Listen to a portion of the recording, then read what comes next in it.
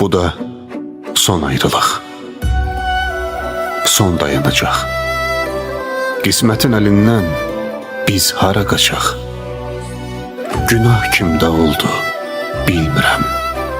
Ancaq bilirəm, tək yanan mən olacağam. Seven sevdiğine böyle olmaz bigane. Atıp beni çıkıp gittin edip bahane. İndi günüm her gün geçir keder içimde.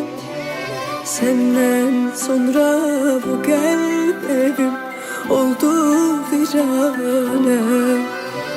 Senden sonra bu kalp evim oldu virane.